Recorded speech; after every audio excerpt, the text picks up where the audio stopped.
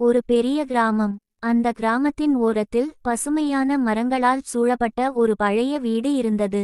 அந்த வீடு பக்கத்தில் ஒரு பெரிய நெய்யால மரம். அதில்தான் ஒரு காக குடும்பம் வாழ்ந்தது.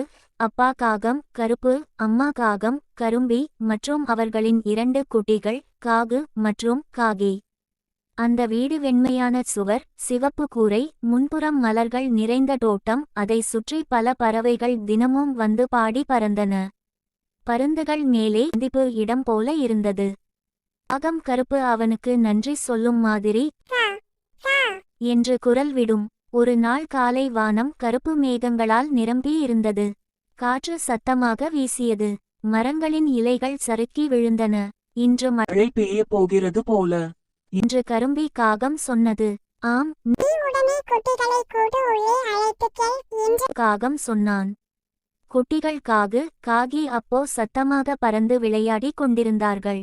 என்னம்மா இப்போது உள்ளே போகணுமா? மழை வந்தா நமக்கு ஜாலி தானே என்று காகி சொன்னாள். அம்மா சிரித்தாள். மழை நல்லது தான், ஆனால் பலத்த காற்றும் இடியும் வந்தால் கூடு பறந்து போயிடும். அதற்குள் எல்லோரும் பாதுகாப்பாக இருக்கணும். அப்படி சொல்லிக் கொண்டிருக்கும்போது வானம் பிளந்தது போல ஒரு பெரிய இடியொலி. நட்சத்திரக்குறி தடடடம். நட்சத்திரக்குறி, அதோடு மின்னல். வானம் இருட்டாகி சில நொடிகளில் பெரிய மழை கொட்டத் தொடங்கியது. அந்த நேரத்தில் மரத்தடியில் இருந்த சிறு பறவைகள் குருவிகள் மைனா என்று பெய்ய ஆரம்பித்த மழையால் அவை ஓடிப்போக முடியாமல் நனைந்துவிட்டன. ஐயோ, நமக்கு ஒளிவிட இடம் இல்லை என்று ஒரு குருவி கூவியது.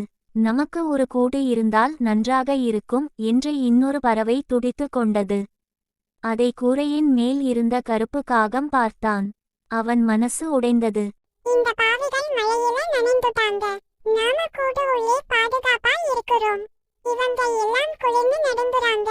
அவன் கரும்பியிடம் சொன்னான். நாம் கூடு கொஞ்சம் பெரியது.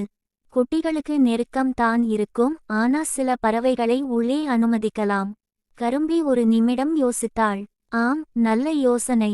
மழை நின்றால் இவங்க வெளியே போய்விடுவாங்க. பறவைகள் நமக்கே நண்பர்கள். அப்போ கருப்பு கூவினான்.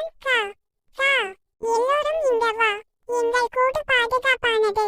அந்த குரலை கேட்டு சில பறவைகள் மேலே பார்த்தன. தாம் பறந்து வந்து காகத்தின் கூடு அருகே வந்தன. உண்மையாவா நம்மையும் உள்ளே விடுறீங்க என்றது. ஆம், நமக்கு எல்லாம் இந்த மழை சமமானது. வாருங்கள் என்ற கரும்பி மென்மையாக. அப்படி எல்லோரும் கூடு உள்ளே நுழைந்தார்கள்.